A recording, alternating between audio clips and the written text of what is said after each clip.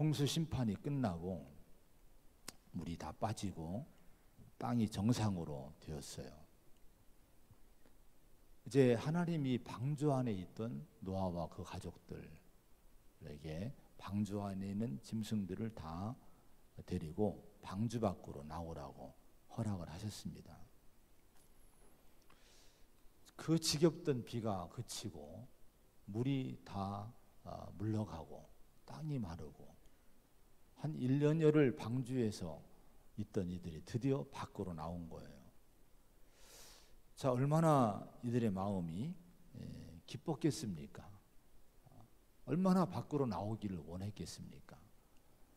코로나 때문에 격리된 생활을 하던 분들이 계신데 2주 격리를 했던 분들이 교인들 가운데도 있을 거예요. 얼마나 답답했습니까? 나오고 싶어도 못 나오고 얼마나 힘들었습니까? 격리가 해제되고 나서 밖으로 나올 때의 그 기쁨, 아마 그 자유함, 아마 무척이나 말할 수 없이 컸을 거예요. 근데 1년여 동안을 방주 안에, 그 어두컴컴한 방주 안에 있었던 노아와 그 가족들이 드디어 해제가 되고 밖으로 나왔을 때의 기쁨은 뭐 그건 말할 수 없이 표현할 수 없는 기쁨이 됐을 겁니다. 그런데 문제는 막상 밖으로 나와보니까, 기대하고 나와보니까 너무너무 세상이 황폐화된 절망적인 상황이었던 거예요. 쓰나미가 지나가고 홍수가 덮쳤다가 빠진 그 마을이나 밭이나 이런 환경들 여러분 TV에서 보지 않습니까? 엉망진창이 된 그런 모습들, 별반 다를 것이 없어요. 노아가 부딪힌, 노아가 보고 있는 현실은 그런 현실이었을 겁니다. 자, 여러분, 이와 같이 우리가 세상을 향해서 기대를 가지고 세상을 향해 나가요. 기대를 가지고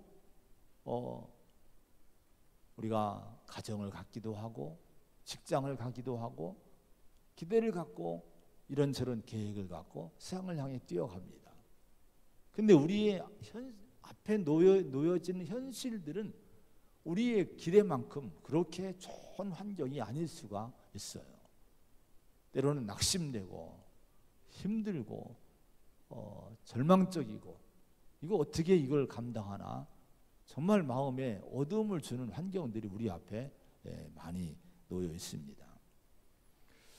자, 이렇게 이런 어두운 절망적인 환경을 맞이한 그 노아와 그 가족들이 어떤 일을 했습니까? 8장에 보면은 노아와 그 가족들이 한 것이 뭔고 하니 8장 20절에 보면은 노아가 하나님께 제단을 쌓아요. 제단을 쌓고라고 말씀합니다. 그냥 무슨 뭐 짐승을 드린 것이 아니라 제단을 만들어야 돼요. 거기에 예배를, 제사를 드릴 수 있는 제단이 만들어져야 돼요. 제단을 쌓고 그리고 적절한 짐승을 골라서 하나님께 번제를 드립니다. 이 노아의, 이건 예배인데요, 노아의 예배는 어떠했을까? 노아의 이 번제를 드리고 제사를 드리는 노아의 심정, 노아의 그 마음은 어떤 마음이었을까?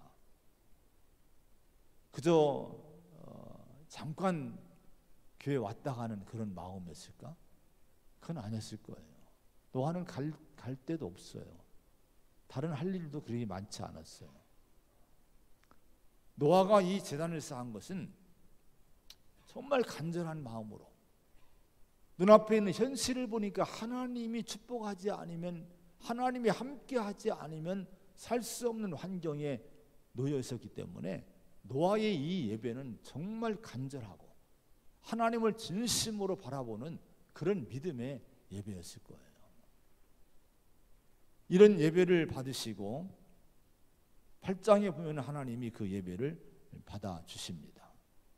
그래서 그 향기를 받으시고 8장 21절에 말씀을 해요. 자, 예배를 받으신 하나님이 오늘 9장에 와서 노아와 그 가족을 축복하십니다. 인간을 축복을 하시는 거예요. 자, 하나님이 이 노아에게 많은 은혜를 주십니다. 지금 보이는 형편은 어렵지만은 노아는 이 하나님 주신 은혜를 붙들고 이 땅을 살고 새로운 이제 삶을 시작을 하게 된 거예요.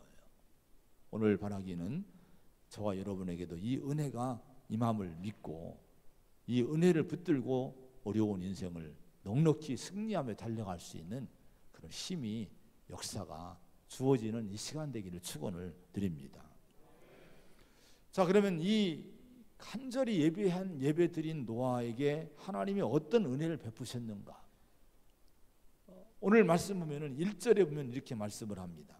1절 한번 같이 봉독을 합니다.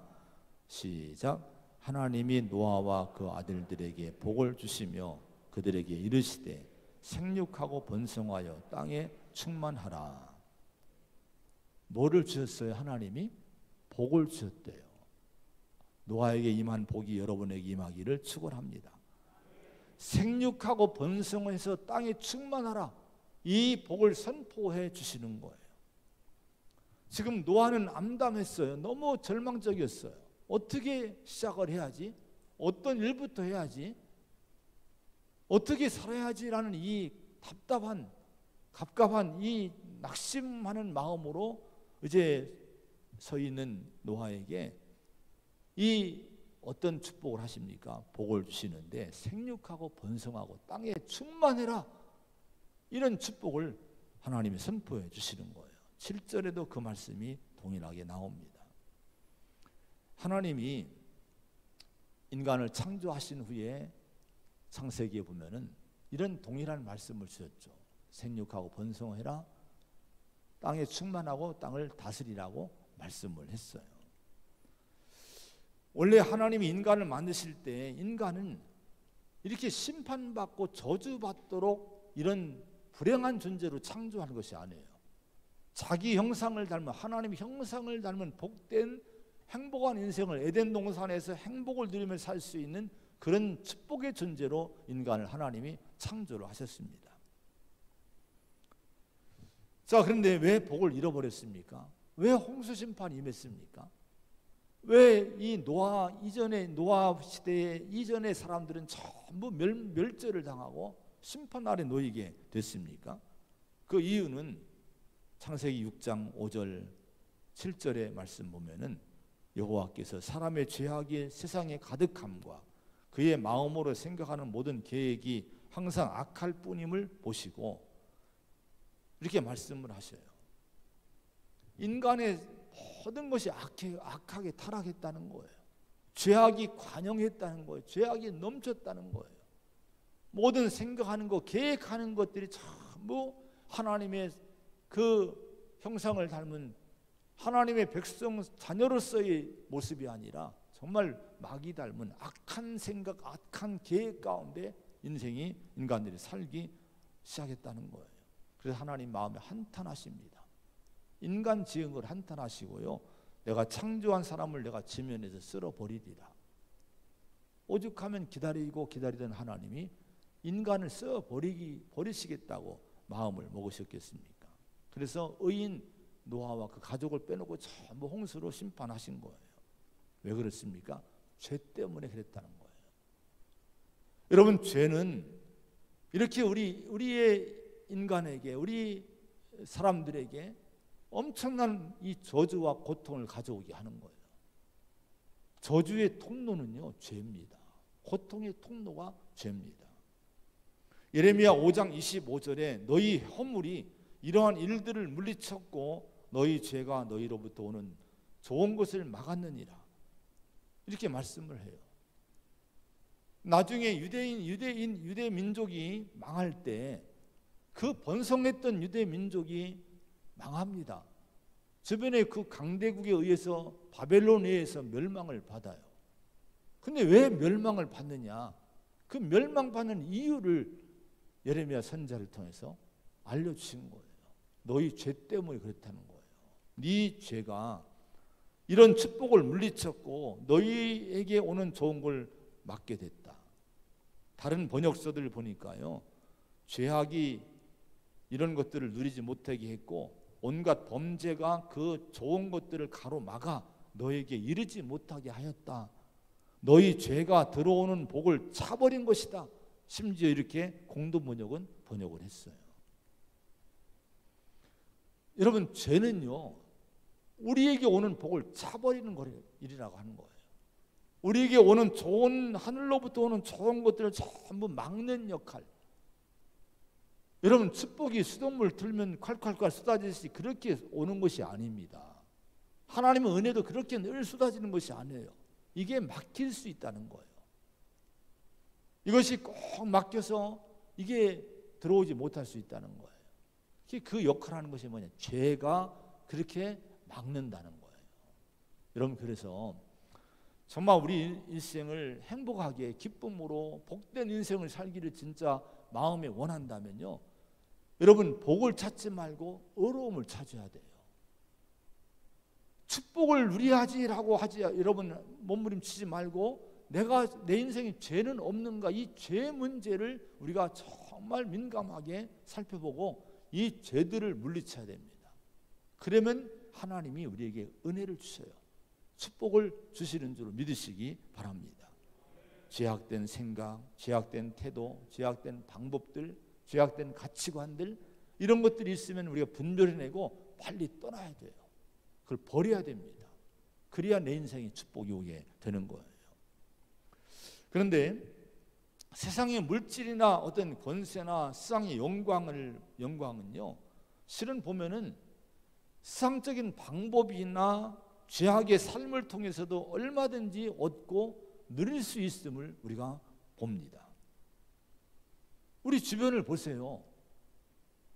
전혀 신앙과 관계없는 사람들, 때로는 더 나가서 악한 사람들도 세상의 복을 누리고 있잖아요.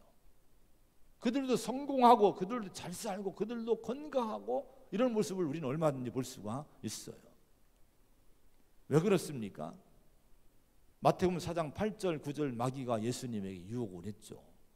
천하 만국과 영광을 다 보여주면서 네가 만일 하나님의 아들인 네가 나 마귀에게 절하면은, 나를 경배하면 이 모든 것 천하 만국을 주겠다, 모든 영광을 다 너에게 주겠다, 이렇게 마귀가 유혹을 합니다. 이게 말로만 한 것일까요? 아니에요. 실제로 줄 수 있는, 마귀는 이상의 이 공중권세 잡은 자이기 때문에 이 세상에서 그런 걸 줄 수도 있는 거예요. 통일교가 왜 이렇게 부자입니까? 그거 여러분 완전 이단의 무리지 않습니까? 근데 어떻게 그렇게 돈이 그렇게 많아요? 거기에 물질만 생각하면 부러운 일이지 않습니까? 아니에요. 거기는 마귀가 주는 물질이 있는 거예요. 사단이 주는 물질이 있는 거예요. 그래서 여러분, 보이는 걸로만 가지고 판단해서는 안 됩니다. 시편 73편에 아삽이 남긴 시편이 남아 있어요. 시편 73편은 아주 신앙적으로 중요한 시편입니다. 여기 보면은 이 아삽이 고민한 것이, 악인들이라도 항상 편안하고 재물이 더욱 불어나도다. 이게 아이러니한 거예요. 아니, 악인들도 재물이 자꾸 불어나고 편안히 살고, 나는 늘 깨끗하고 의롭게 살려고 애썼는데 나는 도대체 이게 뭔가 너무 고민이 돼서 이 문제를 한번 풀어보려고 그렇게 애를 썼지만, 고민했지만, 생각해봤지만 너무 풀 수가 없더라는 거예요. 그래서 하나님의 성소에 가서 답답하니까 성전에 가서 기도할 때에 하나님이 그 문제를 딱 풀어줍니다. 악한 자들의 종말이 어떨 것인가를 하나님이 딱 보여주신 거예요. 그때 정리가 됐어요. 아, 그렇구나. 악한 자들이 아무리 잘 돼도 이건 한때의 일이구나. 하나님의 심판이 정말 불현듯 임하게 될 때에 그 모든 부귀 영광이 하루아침에 떠나는 그런 일이 있구나. 이걸 깨닫게 되고, 진정한 복이 뭔가 하니 하나님을 가까이 하는 것이 복이구나, 이 진리를 깨닫게 되는 거예요. 오늘 여러분, 그래서 우리 성도는요, 축복을 우리가 사모하되 어디서 어떤 축복을 사모해야 되는 거 아니, 노아가 받는 이 축복을 사모해야 돼요. 마귀가 주는 축복이 아니라 하나님이 주시는 축복을 사모하는 성도가 되시기를 축원합니다. 이 축복이 행복한 것이고, 이 복을 누릴 때 이게 영원한 행복이고 진정한 기쁨을 누릴 수 있는 거예요. 여러분, 사탄의 방법이 아니라 하나님이 주시는 은혜, 의로운 자의 자리에서 받는 축복을 사모하는 저와 여러분 되기를 축원드립니다. 오늘 저와 여러분들이 정말 노아처럼 진정한 예배자, 진정한 믿음의 성도가 된다면 이런 축복도 분명히 생육하고 번성하라, 땅에 충만하라, 이 말씀도 우리에게 유효한 거예요. 저와 여러분에게 이 은혜를 주시는 날이 올 줄로 믿습니다. 하나님의 이 은혜를 여러분 사모하시기를 바랍니다. 자, 그러면서 두 번째는요, 이 하나님이 이 노아에게 축복의 은혜를 주시고, 두 번째는 보호의 은혜를 주셔요. 어떤 보호의 은혜를 주십니까? 2절의 말씀을 보면은 이런 말씀이 나와요. 2절 같이 읽습니다. 시작. 땅의 모든 짐승과 공중의 모든 새와 땅에 기는 모든 것과 바다의 모든 물고기가 너희를 두려워하며 너희를 무서워하리니 이것들은 너희의 손에 붙였음이니라. 할렐루야. 자, 이게 무슨 얘기일까요? 땅의 짐승, 공중의 새, 물고기가 너희를 두려워하며 너희를 무서워하리라. 자, 이 노아에게, 여러분, 노아에게 이 말씀을 주시면서 이 짐승들이, 이런 생명체들이 사람을 두려워하는 마음을 갖게 되고, 그래서 너희를 해치지 못하게 하시겠다고 하신 약속의 말씀이 되는 거예요. 맹수들의 어떤 야성을 없애주는 건 아니에요. 그들이 아주 싸나운 야성을 갖고 있는 짐승들이 많지 않습니까? 그런데 그래도 여러분, 짐승들에게 하나님 뭐를 심어주는 거 아니에요? 인간을 두려워하는 마음을 본능을 주신 거예요. 사람을 무서워하는 본능을 이 짐승들에게 주신 거예요. 그래서 대부분 짐승들이 사람 보면 다 숨습니다. 도망갑니다. 이렇게 이건 여러분, 하나님이 그렇게 만들으셨다는 거예요. 왜? 함부로 인간을 공격하지 않도록 인간을 하나님 형상을 따라 지음받은 인간을 보호하기 위해서 하나님 이런 조치를 내리시게 된 거예요. 히치콕이라고 하는 감독이 새라는 영화를 만들었는데 1963년도에 만든 오래된 영화예요. 근데 가끔 TV에 나옵니다. 근데 이 새라는 영화는 좀 스릴러예요. 좀 섬찟한 것이 있어요. 근데 이게 뭔고 하니 갑자기 새들이요, 까마귀 떼들이 이 갈매기 떼들이, 이 새떼들이 인간을 공격하는 거예요. 근데 인간이 속수무책입니다. 이 엄청난 새떼들이 인간을 공격하고 막 할 때 이 속수무책으로 당하는 거예요. 이런 내용의 영화가 새라는 히치콕 감독의 영화인데, 이 감독이 말하려고 한 내용이 뭘까? 인간의 무력함을 보여주기 위해서 이 영화를 만들었다고 평가를 합니다. 인간이 힘 있는 것 같고 강한 것 같지만은 이런 자연이 공격을 하게 되면 보잘것없이 무너질 수밖에 없는 것이 연약한 인간이다. 이걸 보여주기 위해서 오만하지 말아라. 이런 메시지를 주고 있다고 하는 거예요. 오늘 여러분, 우리가 편안하게 이 뒷숲에 보면요, 저녁 나절이나 새벽 나절이면 얼마나 새가 많은지 몰라요. 정말 새들이 많더라고요. 어떤 데는 지금은 날아갔는데 솔부엉이라고 천연기념물이 있어요. 솔부엉이가 한 쌍이 날아가서 저쪽에 소나무에 한 몇 주간을 저기 집중을 하는데 아주 그대로 진을 치고 앉아 있는 거예요. 그러니까 솔부엉이가, 부엉이 중에 제일 작은 건데 다른 새들이 못 와요. 이게 부엉이는 막 잡아먹는 거잖아요. 새들이 얼씬거리지 않더라고요. 지금은 이제 날아가서 새들이 왔다 갔다 하는데, 근데 이게 여러분, 밤만 되면요, 이게 낮에는 하루 종일 그냥 뭐 덥든 비가 오든 그 자리에 앉아있어요. 하루 종일 앉아있어요. 근데 어스름이 내리고 어두워지기 시작하면 이게 얼마나 막 날뛰는지요. 막 잡아먹느라고, 쥐 잡아먹고 곤충 잡아먹고 하느라고 막 샥샥 날아다니는데 얼마나 빠른지 몰라요. 이게 만약에 저를 공격했다면, 이게 여러분 섬찟한 일이지 않습니까? 근데 이렇게 많은 이런 새들이, 이런 짐승들이 왜 우리를 공격하지 않습니까? 우리가 왜 편안히 이렇게 그런 걸 새소리 들으면서 우리가 편안히 살 수 있습니까? 그 이유를 생각해 본 적 있습니까? 오늘 성경에 그 말씀을 주셔요. 하나님의 손이 이것들을 잡고 계시다고 하는 거예요. 이게 별거 아닌 것 같지만요, 아니 별게 아닌 게 아닙니다. 새뿐이 아니라요, 여러분 자연의 이 문제가 하나님이 잡고 계시고 막고 계시기에 이것이 우리가 편안히 살 수 있는 것이지, 여러분 우리의 힘으로 사는 것이 아니라고 하는 거예요. 이 사실을 우리에게 알려주고 있는 거예요. 만약에 하나님의 손을 떼시면요, 자연의 손을 떼시면 갑자기 여러분 그 평화로웠던 이 자연이 질서가 깨지고요, 짐승들이 공격하고 새들이 공격하고 이런 일이 있을 수도 있다고 하는 거예요.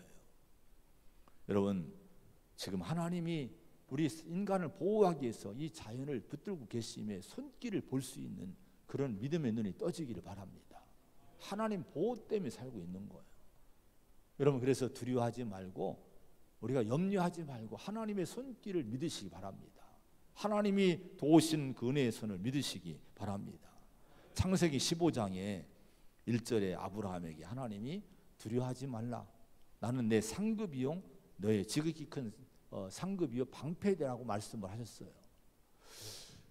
자, 하나님이 아브라함에게 내가 네 방패고 상급이라고 하신 이유가 뭡니까? 바벨론 지역의 연합군과 싸우고 난 뒤에 이 말씀하셨는데 아브라함이 두려움 가운데 있을 때예요.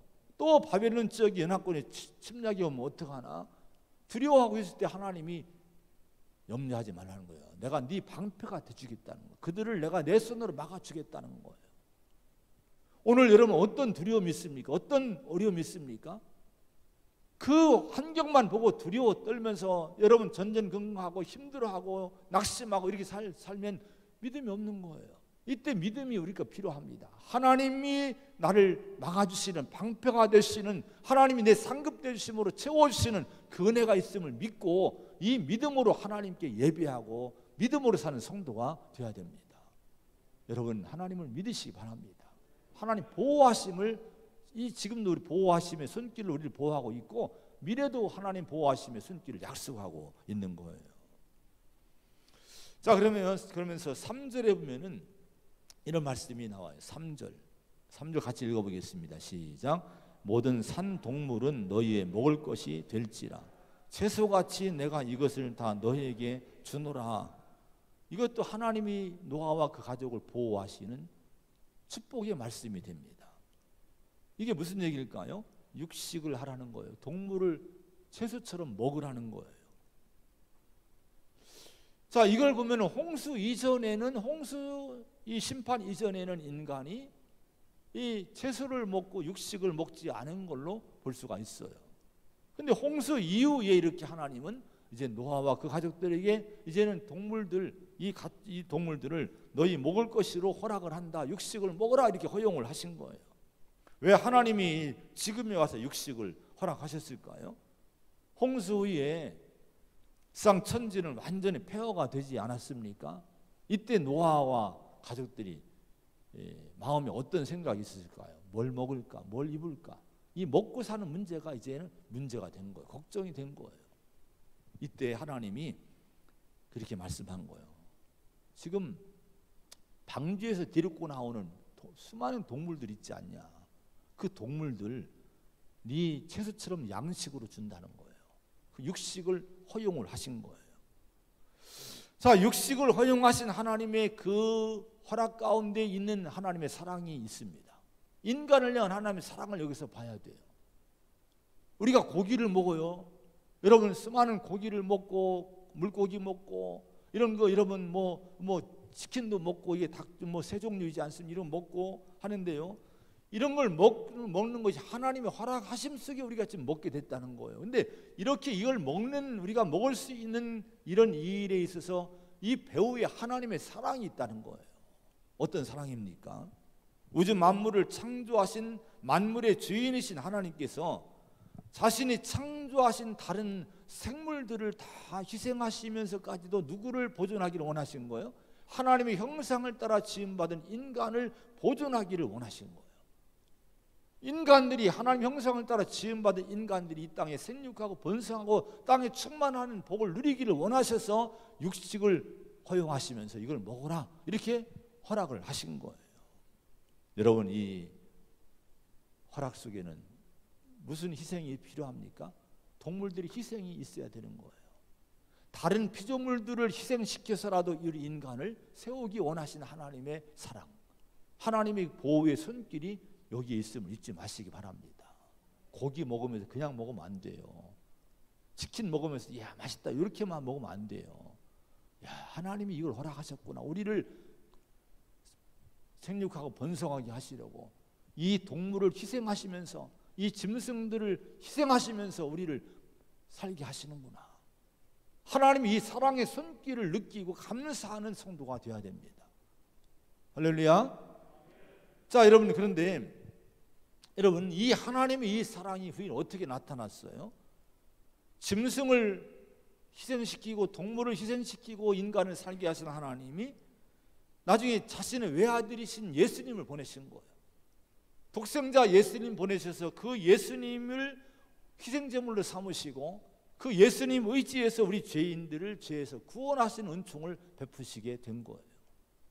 이 하나님의 이 사랑을 우리가 잊지 말고 이 사랑을 간직하고 내가 하나님 사랑 때문에 살고 있는구나, 하나님 보호하시며 은혜가 여기까지 임하고 있구나, 이 믿음으로 진심으로 감사하며 여러분 하나님의 손길을 느끼며 사는 믿음의 성도가 되시고, 여러분 부족하고 어렵다고 염려하지 마세요. 이렇게까지 하나님 우리를 먹이시기 원하시는데 우리 인생을 책임지지 않겠습니까?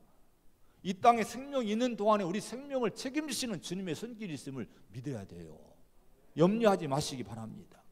로마서 8장 32절에 자기 아들을 아끼지 아니하시고 우리 모든 사람을 위하여 내주시니가 어찌 그 아들과 함께 모든 것을 우리에게 주시지 아니하겠느냐 이렇게 말씀했어요. 아들까지 주신 하나님인데 그 하나님이 다른 거 아끼지 않을 거라는 거예요. 모든 거 주시지 않겠느냐 이거예요. 이런 믿음을 가지라는 거예요. 이 믿음 가지고 지금 내 눈앞에 없어도 걱정하지 말고 하나님이 주실 거야, 이 믿음으로 여러분 하나님을 의지하면서 여러분 살다 보면 하나님이 필요한 것들을 공급하시는 은혜가 그때그때 있을 줄로 믿습니다. 하나님 보호를 믿으시기 바랍니다. 그런 다음에 5절 6절에도 또 하나님의 보호의 축복이 이제 나옵니다. 5절 6절 시작. 내가 반드시 너희의 피 곧 너희의 생명의 피를 찾으리니 짐승이면 그 짐승에게서, 사람이나 사람의 형제면 그에게서 그의 생명을 찾으리라. 다른 사람의 피를 흘리면 그 사람의 피도 흘릴 것이니 이는 하나님이 자기 형상대로 사람을 지으셨음이니라. 이게 여러분 생명을 함부로 피를 흘리지 말래요. 짐승도 그렇지만 짐승도 육식을 허용하셨지만 함부로 육식 허락했다 함부로 도축하지 말고 정말 필요한 것들, 우리에게 먹을 만한 필요한 것들 그때그때마다 필요한 것들을 해야지 함부로 짐승도 다루지 말라고 말씀합니다. 그러면서 특히 인간끼리 사람끼리 다른 사람 피를 흘리지 말라는 거예요. 근데 여기서 6절에 다른 사람의 피를 흘리면 그 사람의 피도 흘릴 것이니 이렇게 말씀했어요. 이 말씀에 대해서 성경 신학자들이요 어떻게 해석했는가 하니 이 명령에서 오늘날 정부가 공권력이 생겨났다 이렇게 해석을 합니다. 자, 이게 무슨 얘기인가 하니 6절의 이 정확한 해석은요 사람에 의해 그 피를 흘릴 것이라는 말씀이 6절의 말씀입니다. 즉 다른 사람의 피를 흘리면 그 사람의 피도 흘리는데 그 사람의 피를 누가 흘리느냐? 하나님이 홍수를 심판한 것처럼 직접 심판한 것이 아니라 사람에 의해서 그 사람의 살인자의 피를 흘리게 하리라는 거예요. 이게 뭡니까? 사람에게 재판권을 위임하신다는 거예요. 처벌권을 위임하신다는 거예요. 오늘 하나님이 재판권과 처벌권을 위임하시고 대행하기로 맡긴 여러분 것이 뭡니까? 오늘날 국가요, 정부요, 또 정부가 행사하는 공권력이라고 할 수가 있는 거예요. 여러분 그래서 성경에는 그런 말씀들이 많이 나옵니다. 로마서 특별히 13장 1절에 4절에 보면요 각 사람은 위에 있는 권세들에게 복종하라. 권세는 하나님으로부터 나지 않음이 없나니 모든 권세는 다 하나님께서 정하신 바라. 로마서에 말씀을 했어요. 이 당시에는 정말 여러분 이 로마서를 기록할 이 당시의 형편은요, 기독교가 핍박을 받을 때예요. 그런데 그럼에도 불구하고 위에 있는 왕들, 권세들, 이 정부나 권세들에게 복종하라, 이렇게 성경은 가르쳐 주고 있어요. 왜냐하면 권세는 하나님이 다 주신 거라는 거예요. 그런데 여러분, 이 권세를 거스리는 자는 하나님의 명을 거스림이니라고 이렇게 말씀하면서 계속해서 어떻게 얘기하고 있는 거 아니? 그는 하나님의 사역자가 되어 내게 선을 베푸는 자니라.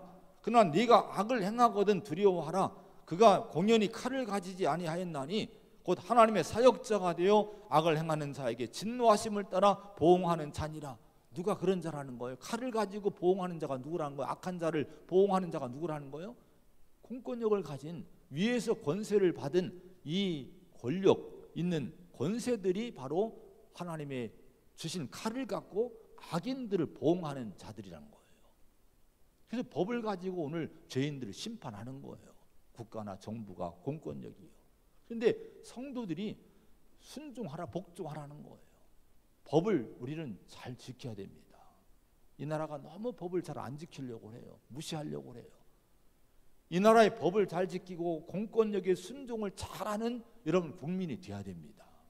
근데 문제는 뭐가 문제입니까? 자, 이 정부나 공권력을 위임받은 자들이 잊지 말아야 될 진리가 이 말씀 속에 들어있는 거예요. 뭔고 하니 이들이 하나님의 사역자라는 거예요. 하나님의 종들이라고 하는 거예요. 이 정부가, 이 나라가, 이 공권력이, 여러분 이 권세자들이 그들이 어떤 마음을 가져야 되는 거 아니에요? 하나님의 사역자라고, 하나님의 대행자라는 이런 마음을 가져야 된다는 거예요. 근데 오늘날 믿음이 없으니까, 말씀이 없으니까 이런 의식들이 없어요. 그러니까 어떻게 타락합니까? 인간의 의지를 가지고, 인간의 이성을 가지고, 때로는 이것이 정의롭게 행해지는 일도 있지만은 많은 부분 권력이 커지면요 타락을 합니다.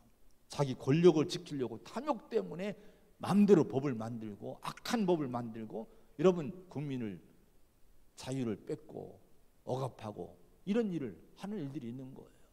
이건 전혀 잘못된 일이죠.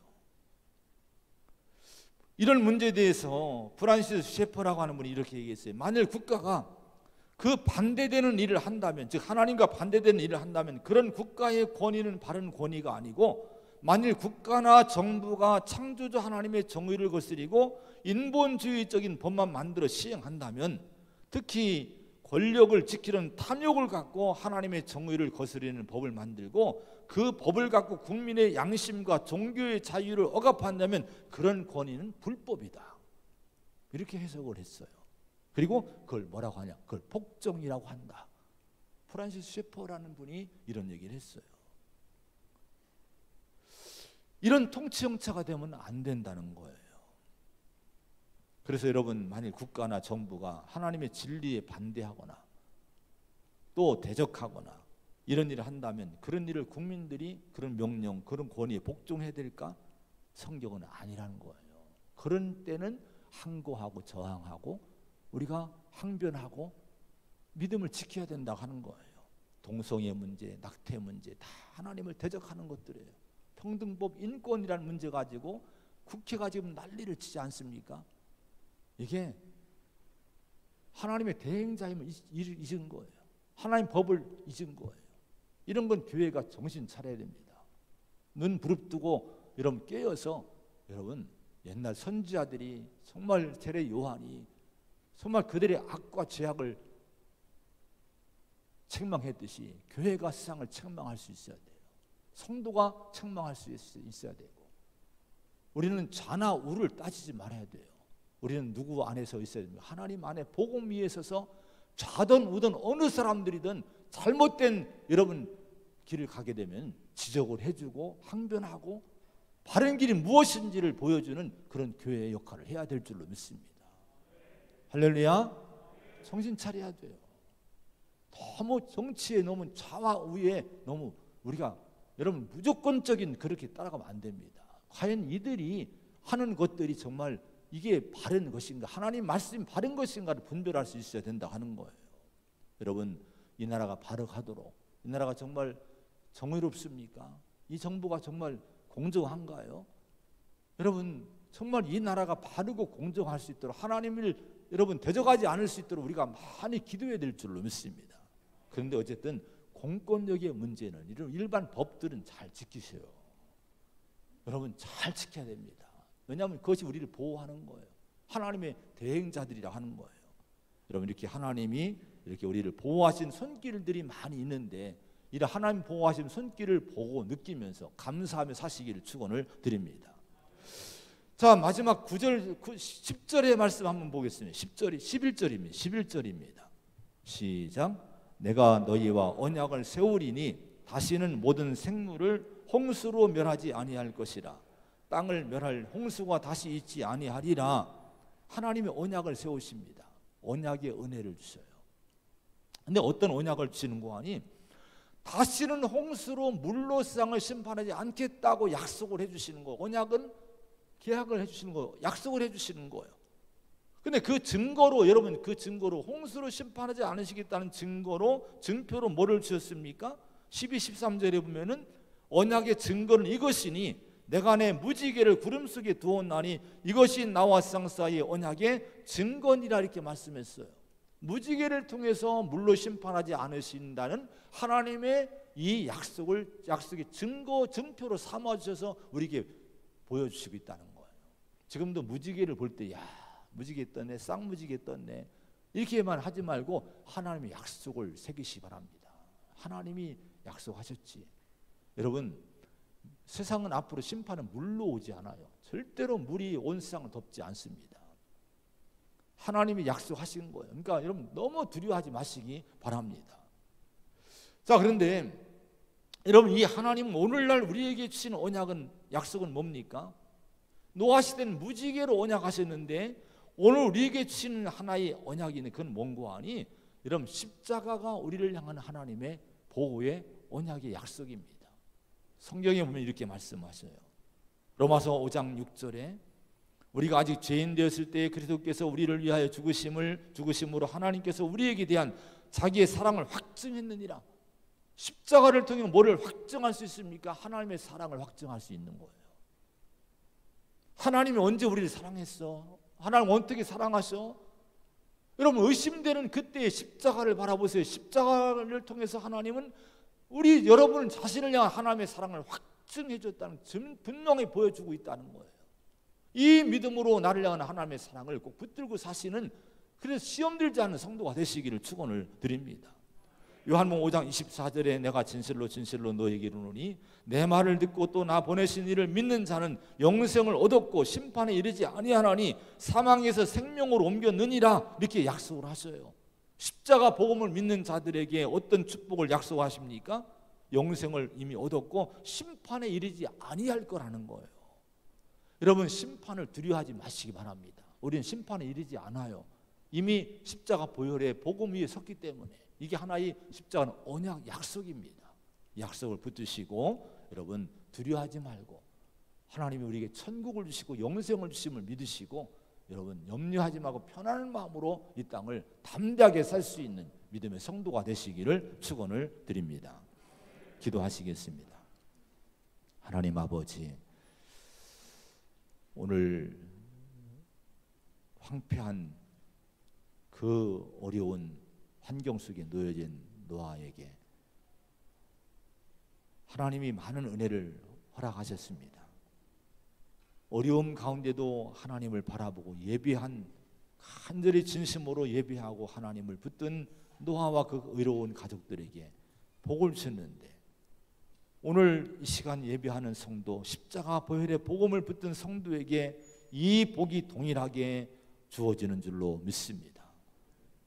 하나님 아버지, 노아가 받은 이 축복을 우리가 누리기를 원하신 하나님 마음을 꼭 붙들기 원합니다. 생육하고 번성하고 땅에 충만하라고 선포해 주셨습니다. 이 축복이 우리에게 주신 축복임을 믿고 믿음으로 담대하게 소망으로 살게 하여 주시옵소서. 우리를 지키시겠다고 약속하십니다. 수많이 많은 것들로 우리 지키심을 약속하시고 먹이시고 입히시고 채우심을 약속하셨는데 이 약속을 믿고 두려워하지 말고 담대함으로 사는 성도가 되게 하여 주시옵소서.